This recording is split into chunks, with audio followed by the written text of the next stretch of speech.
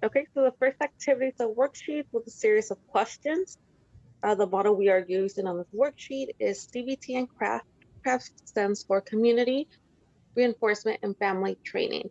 So CRAFT teaches family and friends effective strategies for helping their loved ones to change and for feeling better themselves. CRAFT teaches families behavioral and motivational strategies for interacting with their loved ones. Participants learn, for example, the power of positive reinforcement for positive behavior and of withdrawing it for unwanted behavior, and how to use positive communication to improve interactions and maximize their influence. So, craft teaches several skills. These can be taught with the CBT approach framework.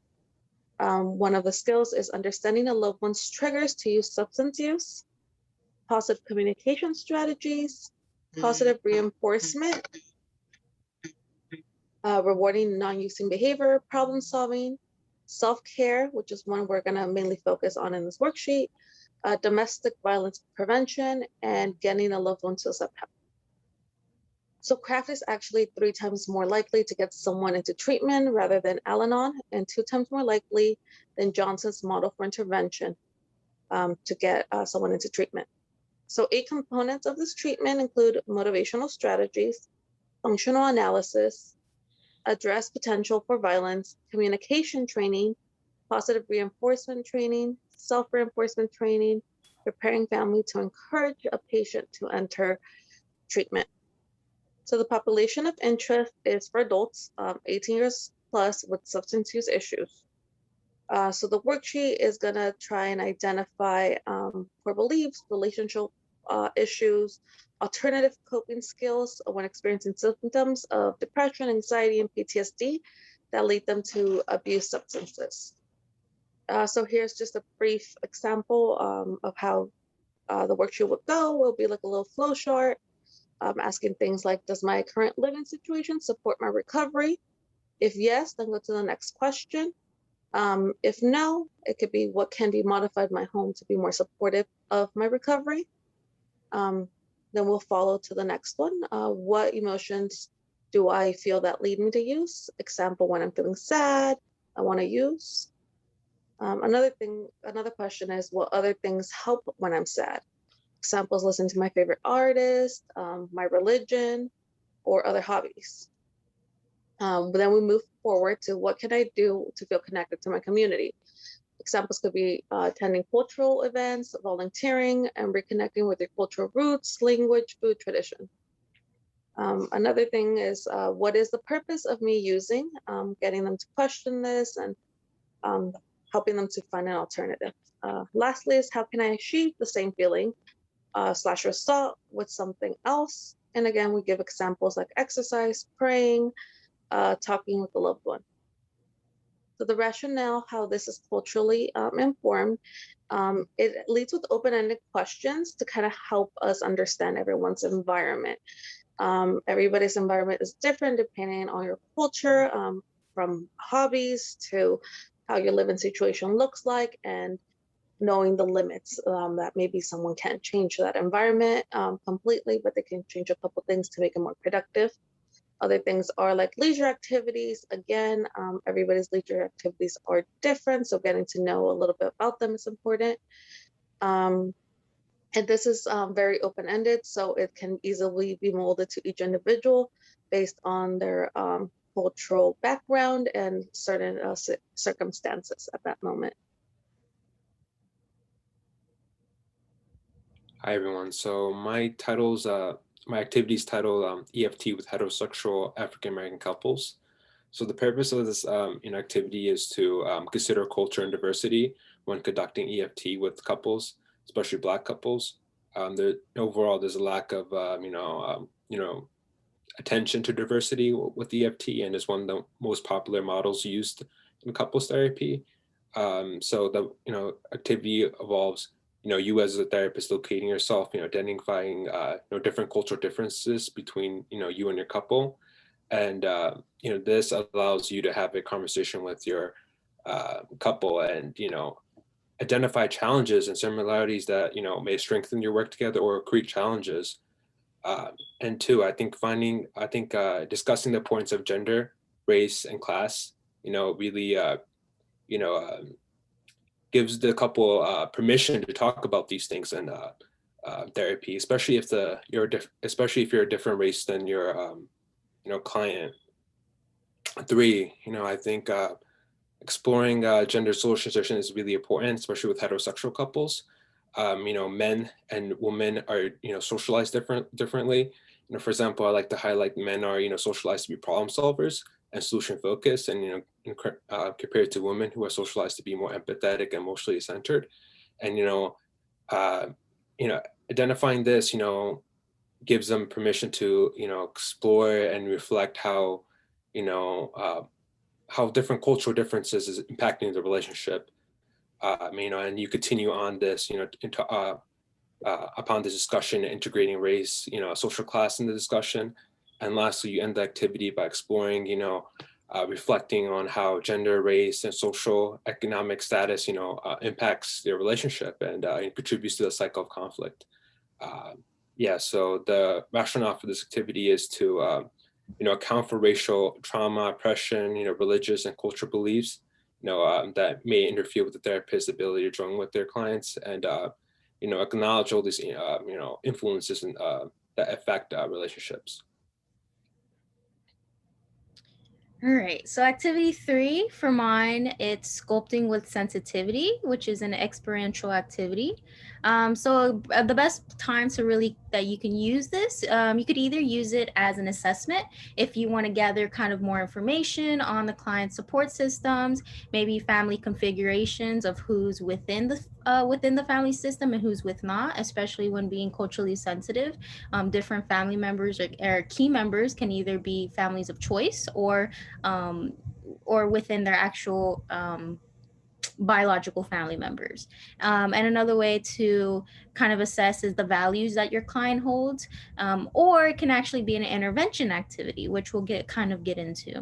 And so this really allows therapists to gain critical data of their client and their systems, and maximize metaphor usage. While being mindful of cultural boundaries and values such as kinship, touch, respect, agreeableness, and confrontation. And so this model is informed by the Satir growth model, and it's particularly useful for Hispanic individuals, couples, and family configurations, and ages primarily between like 16 to 25, but can be adapted to any other age population as well. And so this is where metaphor usage could be very great when bypassing defense mechanisms when being culturally sensitive. And so, a brief explanation. So, some things that you would need for this activity, it's either a set of stimuli. So, this can be anything that could represent family configurations. And so, you do want it to be abstract in a sense, because you don't want to be able to portray anything onto the client or vice versa. So, it could be like chess pieces, or it could be play therapy toys that resemble any kind of family member or any member that they could resemble. Another way you can adapt this, especially since right now during COVID-19, a lot of things have been transitioned to virtual therapy. You can do an online sand tray, and so these are going to be actual, more so visual pieces, but I think it still can be maximized for metaphor usage. And so the link would is here as well. And so some instructions that you could use it for, you're going to invite the client to choose whichever figures from the objects to represent themselves and others in their family or network.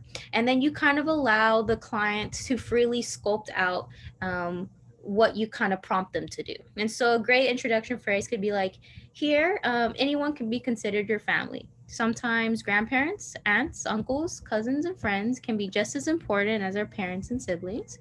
But when I say family, you might just think of your parents, brothers, and sisters, and that's okay. When I say family, you might also think of someone else that might not be the people that I just mentioned, and that's okay too. So, for this exercise, I want you to show me how it feels to be in your relationship or family now. I invite you to include everyone that may play a special role in your life. And so you would use whether family, if it's depending on what they're coming in for, or relationship if they're coming in for a more particular relational distress. And then you invite the sculptor to process that creation after you allow them a couple minutes.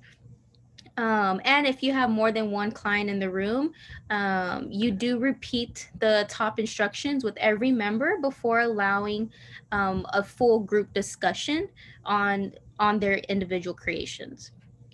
And so some processing questions after the client has sculpted out their piece, you can just, with open-ended questions, you can say, tell me about your creation.